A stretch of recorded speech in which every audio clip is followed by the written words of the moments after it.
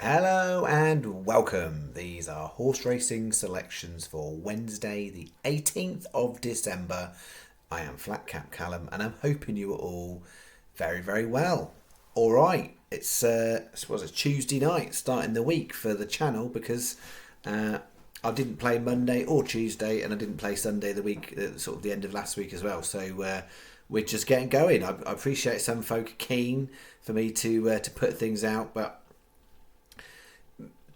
just not not going to do it unless I've got something I think's worth putting out, basically. So yeah, I appreciate there's people who put things out basically every day, and that's great for them. But that's not what I'm doing. And historically, I did it almost every day. But personally, I'm definitely having more bet days where I'm just not betting at all. So, example being Tuesday, I had Zippo bets, so no bets at all.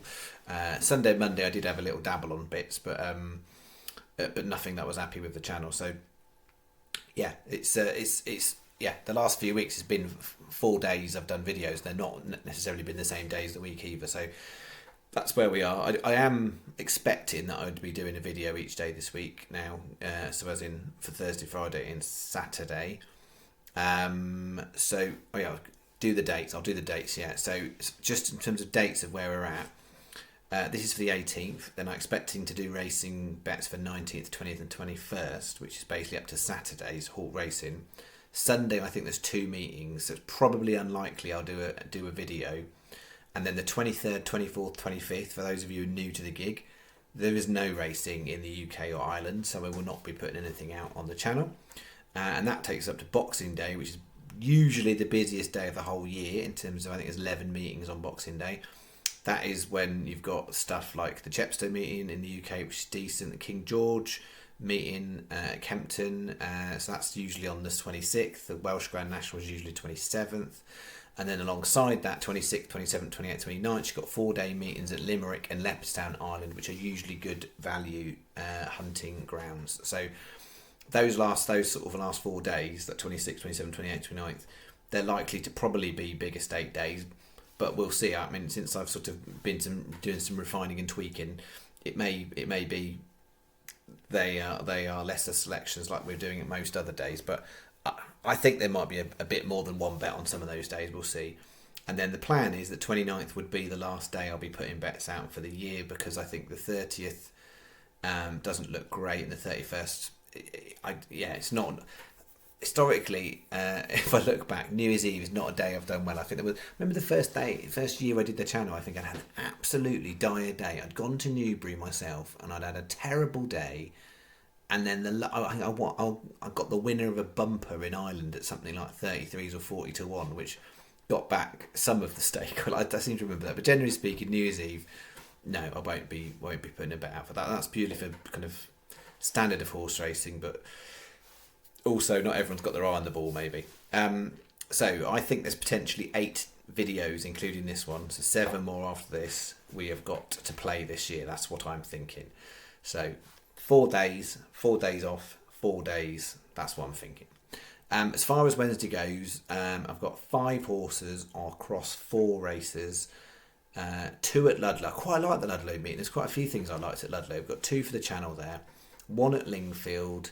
And I've got 1 race at Kempton. Generally speaking, just as a kind of a point of interest on the all-weather, Kempton historically has been a very good place for me. This season, in terms of this all-weather season, the last few months, it's been dire, so bad. So we've got 1 race this time, but generally finding it's just quite competitive stuff and things aren't standing out. So I'm just going to try and keep my powder dry and pick my moments. And I think today, for Wednesday, this 1 race, there's a few things you can argue a case for, but I've got a couple at a bigger price, so we're going to play both. And then Dundalk, the night before betting markets are so poor on Dundalk this season. Usually I'm in there having a field day finding things, and it definitely had dropped off a bit last season from the season before in terms of value, but I still found plenty enough for the channel.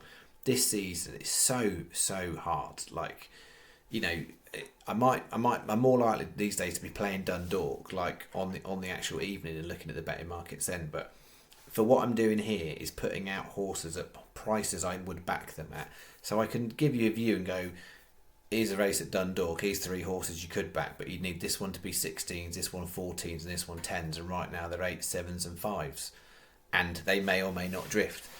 And so that's, I'm not playing like that. So most people will do go and try and find the horse they think is most likely to win or whatever.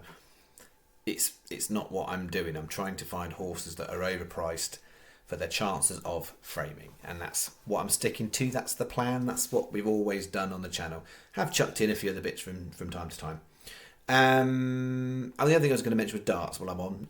This is sort of turned into an opening ramble monologue, so enjoy it because we didn't have one last week. And if you don't enjoy it and you just want some horses, I'm sorry. That's just part of what I do. Darts. Gomez, I think, asked me about the darts. I did have a look through the darts because the years of the channel I've done some bets for the PDC World Darts Championship. I did have a look through, and I just didn't have anything that I felt strong enough for the channel. There was some angles that you could play. Betfred were interesting because Betfred were the only ones going 4 places in the outright market, so they were hands down better than any other bookmaker for betting each way. If you just want to bet win only for the win, that's fine, but if you wanted to go each way, they were better. Paddy were hands down best for betting a winner of a quarter. But yeah, personally I'm playing most days, having a few little interests and stuff on different side bets for the darts, but it's just not in keeping with what I do for the channel, and I'm keeping the channel on the horses and the big prices value that way. There are other ways you can find value in other sports, and yeah, some of the stuff I do on darts I'm sure some people would be interested and just bet whatever I say, but that doesn't mean it's a good thing to be doing. You've got different percentage in terms of different thresholds in terms of what I would say is value for what I do for the channel. I'm trying to give you what I think are the best ones. The darts bets would not get near that. So there's your long ramble. I need to do the review of Saturday. I'll mention last week's numbers. I'll do Wednesday's bet, and then I'll do tips the league, and then I'll do a couple of channel statty bits. That's the plan. So review of Saturday. Remember, this is Saturday's bets from last weekend. Unseated the rider. I mean, actually, I watched the race. Popped into the kitchen to get a cup of tea. Came back and I was like, "Where's my horse gone?" Oh yeah, there it is, running without a jockey. So but unfortunately that was poor, and that one ran a very credible 4th, but only paid out for Sky, 365, Paddy and Betfair. That was enough. 4 bookies, 3 need for making the channel threshold, so we paid out on that. So it was $8.50 on, $4.95 back, which meant sadly we had 2 weeks in a row where we won. Last week we lost 55 pence. That is where we found ourselves. So yeah, we've still got this. I'll do the stats afterwards. Right, let's get on with Wednesday's bets because we're 8 minutes in. All right. Okay, Wednesday's bet. This is where we are. So first split leg Yankee I have done, I think, since I've been back. I think, probably correct me if I'm wrong. 12.15 Ludlow. Springs a Girl 12-1. 8 runner, dead 8 runner. A bit concerned about pulling a horse out of that one. That being said, there's a Nicky Henderson horse that's favourite that on form has no right to be favourite. It's only favourite because it's Nicky Henderson's horse. You've then got the next 3 in the market, including Springs a Girl, which are actually all very similar, similarly weighted. Not similarly weighted, similar form. There's one of them, I think it begins with Q, I think the jacket was red and yellow, something like that. That was the one that to me should be the favourite, not the Henderson horse. But yeah, I kind of put them all in a bit of a mix really, and Springs the Girl is much bigger price than the others. And so yeah, I would say that easy 50-50 chance of framing, but within there you've obviously got a chance enough that the horse can come out ahead. Actually, well, no, that's not true. It's not 50-50 at all. That's just kind of blasé stat out there. There was basically 4 horses, so actually I would say it was a 75% chance of it framing. Yes, that is actually statistically when I looked at, because I kind of looked and I thought there's 4 in there I just would rule out. and I think it's between the other four. So I think it's a 75% chance of framing at 12-1. That made it a good bet. Okay, Springs a Girl, 1 star, that was in.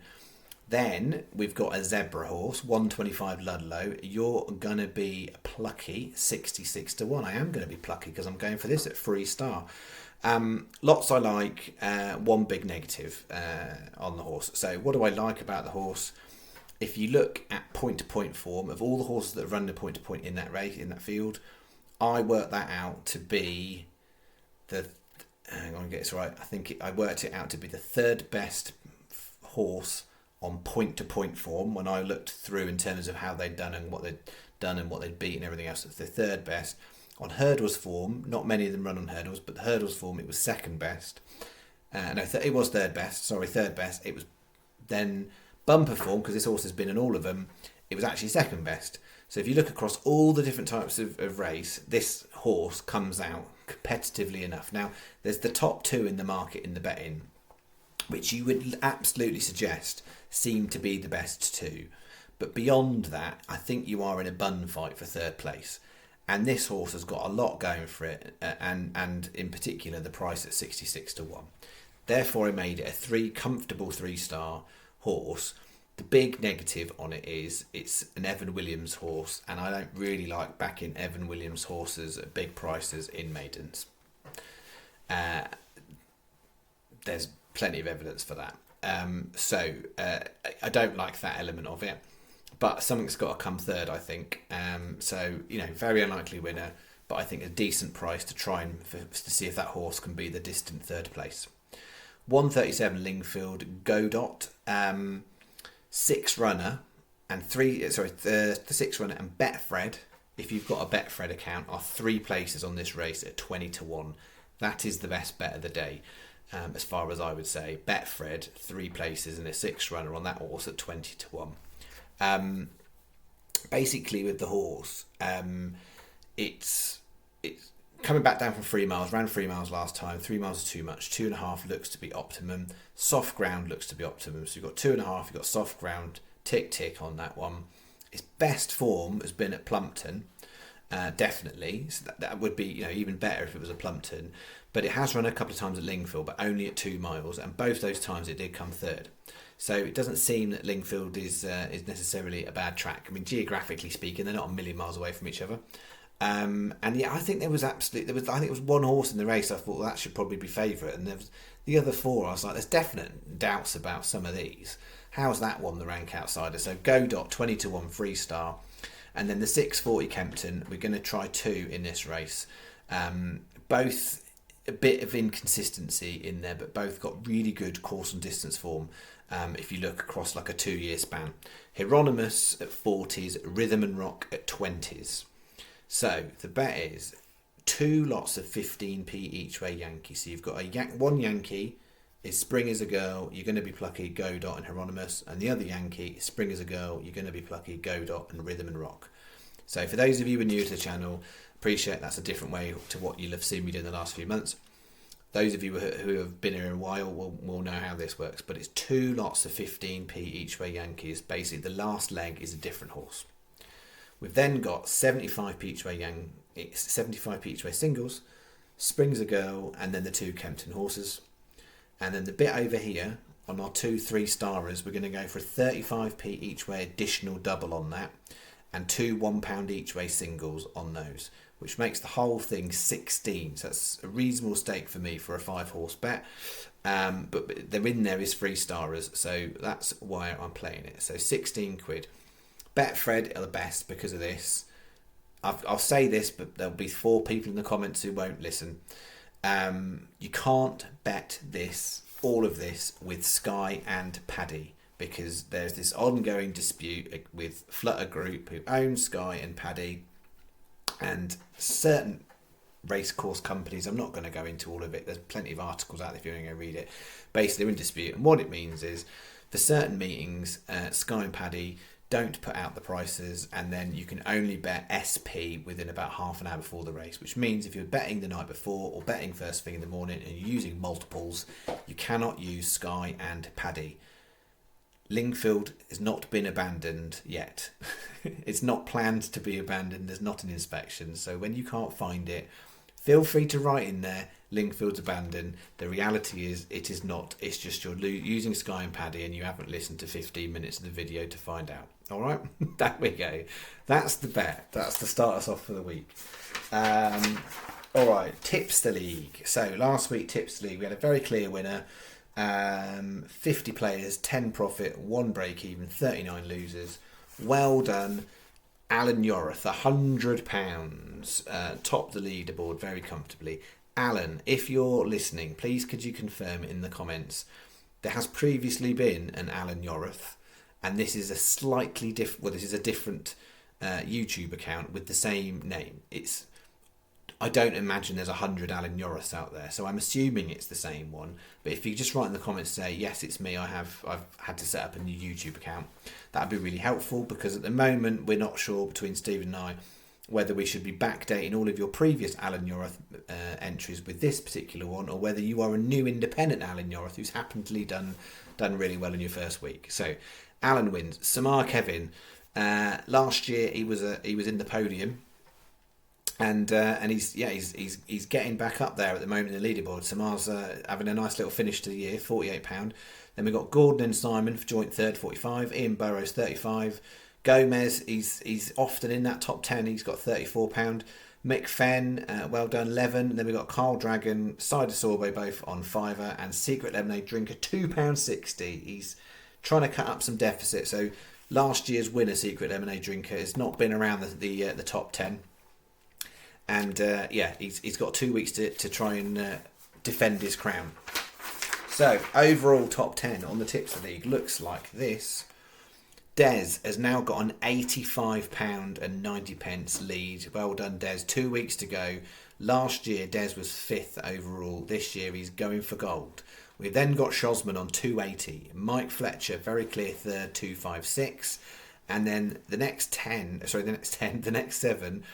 the same as they were last week, but there's a bit of movement. So Samar Kevin, 3rd last year, up to 4th this year on 166. Gomez is up 3 places now to 158. Drawman, last year's 11th, £153 in 6th currently. John P 3500 is 7th, 10th last year. And then we've got John Hurahan, Paulie Witt and Ali Akbar. What I would say about that as well is actually it's a very interesting combination, that top 10, of there are people that have had one brilliant week and that's why they're in the top 10, because they've managed to hit like one decent, like very big price horse, and that's why they're there. There are a few people in there that literally are making little bits of profit each week, and it's sort of most weeks, and it's just sort of accumulating up. And then there's people in there like Des that sort of had a series of good wins intermittently as the year's gone on. So there's not a clear tactic in there that says, you know, how to win in the Tips League, but we have got 2 weeks left, and by my reckoning, you know, even if you just look at whoever's Ali's in 10th place, if you stick 10 points on a 33 to 1 shot, that'd be enough for you to get in the lead. So 2 weeks to play, but we'll see how gung-ho everyone gets for the last 2 weeks of the Tips League. Channel stuff. What was I going to say about channel stuff? So, so bit of a rundown. So as those of you who've been around, you know, January we had a small loss month. February, March took a big hit, and then I went on a 6-month break, came back for odd little videos, and overall those few months lost a few bits here and there. And then we came back, had a good September, bad October, not far off breaking even November, and we're in a good December. Overall, that means we're still about 300 on something down for the year. So it's down. I think we're down for the calendar year 16%. Since I've been back till the end of September, this is what's, you know, I'll always talk about this. You want to give context. You want to give different bits of data so you get a round picture. So since I've been back towards the end of September, so that's 3 months, we are 16% up. So 16% down for the year, 16% up since I've come back, which is I'm pretty happy with in terms of since I've been back. I'd love to have made loads more money and wiped out that deficit, but at least we've come back in a better shape, and that's despite the fact that we had this terrible patch for like the last 3 weeks of October, first couple of weeks of November, about 5 weeks of absolute drivel, and despite that, still 16% up. And I would say, you know, what the way I record stats is overly fair, because there's no best price guaranteed, there's no standout bookmaker prices. I'm doing everything the night before when there's a bigger over round. I put all the raw falls in. I think the way I record the stats are overly fair. So I'm happy enough with 16%. And last year for 2023 we came out 16% as well. So we're sort of in line, but I'm kind of aware that there might be a few quid being laid down. Certainly, between Boxing Day, 26th to 29th, that we could have a few quid going on. So we'll see where we get to with it. Clearly, I would love to find in these next 8 days that I'm going to do a video, including this one, to find some sort of £300-400 day. That would be brilliant if we could actually wipe out that loss. But you never owed. Sometimes you do. That's where we'd look at it. I'm just pleased, to be honest. The last sort of 3 weeks have gone much better after that terrible run, because when you start going those terrible runs, and that was a steep dive. I mean, we weren't betting big money, but just the run of nothingness. You do start questioning. Literally, is the people going, the game's gone. The game's getting harder every single month. It feels like, let alone year. The game still, you can still play the game, but it's so much harder. There's points where I was looking at it going, is that it? Do I hang up the cap and just not do YouTube videos, just literally just stop? But we've had a nice few weeks. We've got 8 days. We'd like to finish on a nice positive note. We'll see how we go. I'm not happy about overall losing, but equally, that being said, if that's the way the year ends, that's the way the year ends. The history of the channel is we're up 20% over the course of 3 years of doing this. So in that regard, I'm super happy and super proud with those figures. Like, if you said that when I started 3 years ago, where would it be at the end of the 3 years? Would I've actually shown 20% profit margin, achievable profit margin?